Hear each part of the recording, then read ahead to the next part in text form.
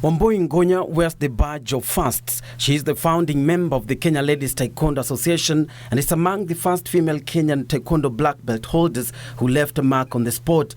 Myself and others, I can mention a few, Zipporah Wanjohi, Rose Dunge, Janet Okal. I'm just naming a few. We are among the first black belts in Kenya. There are others, but we were very few. Yeah? And we are the first full team to go abroad.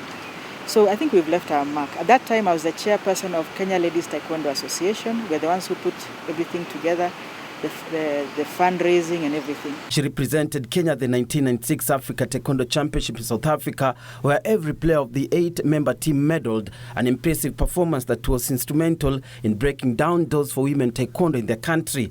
Right now, you will find that many schools have Taekwondo as a sport. We have various lady instructors in various schools, clubs. I can name a few, but we have pretty senior lady instructors around. We also have international referees who are women. We have up to, right now, I believe the highest ranking ladies are 4th Dan.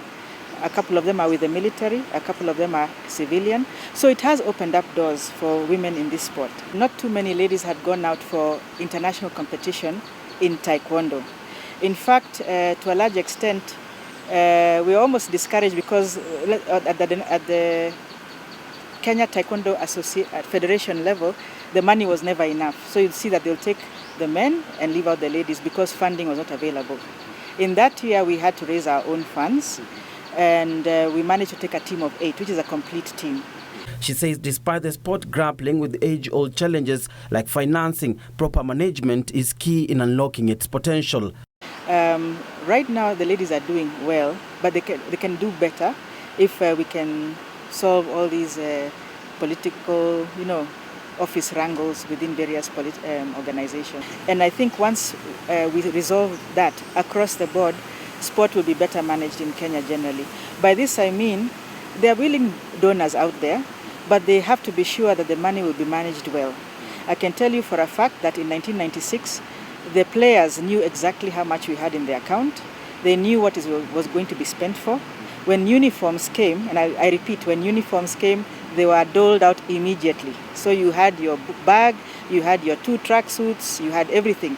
So there was nothing of, something has happened and the uniform has disappeared.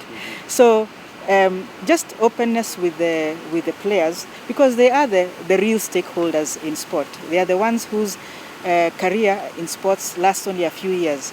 So if you take care of them and you show them how to handle the governance issues, then it opens up the door for younger people.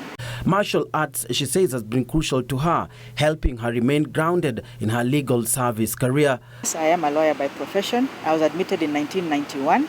I've worked both in Kenya and abroad. I was with the UN for over 10 years as a prosecutor. And I've worked in East Timor, Sierra Leone, Darfur, Khartoum, Liberia, and my final station was Austria. Arts, not just sports. Yeah. The sport Taekwondo you see there in the Olympics is sport. Yeah, it's for win a point and move on. But the art is you internalize what you're taught in the dojo. Respect. Action is respect to your seniors and to your counterpart. Tenacity in pursuit. Nothing in life comes easy. You fall down, you dust yourself off, you try again. So the aim of martial arts is not so much to win or lose in competition. It's supposed to be a way of life. If I get annoyed at you, I should step back, think what is what am I supposed to gain by hitting you or doing like that, yeah? I can step away and move away. That's the easiest way. I can de-escalate the situation. So you're supposed to give some thought to anything you say. Her love of the sport has seen her establish a Taekwondo club in Diani, in Kwale County, which hones talents at the grassroots and also acts as an alternative means of livelihood. It's a small club to take care of youth in Diani. It was, inception was October 2016.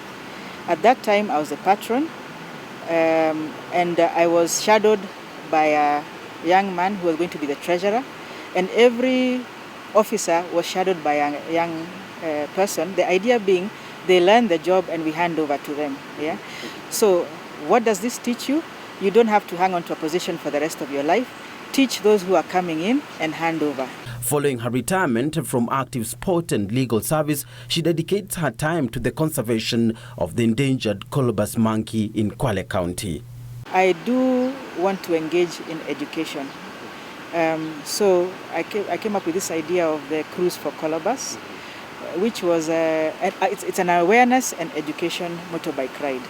Awareness in the fact that motorbikes automatically attract attention, and fundraiser, because we ask people to bring some money, fundraising, and contribute to the kitty of colobus conservation. The forests where the colobus live have been truncated by human activity. People are chopping down trees, either for building areas or using it as firewood. The way we are destroying forests and our environment is like killing at random. Yeah, let them, let's take care of our environment, because at the end, it comes back to us. If they survive, we survive. In particular, the colobus, because it's very specific about what it eats.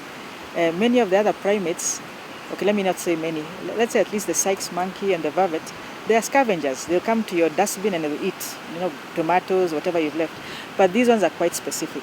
So when they suffer, you know that there's something wrong with your environment. Yeah. Hence why they're a good indicator. They're a good litmus test on our environment.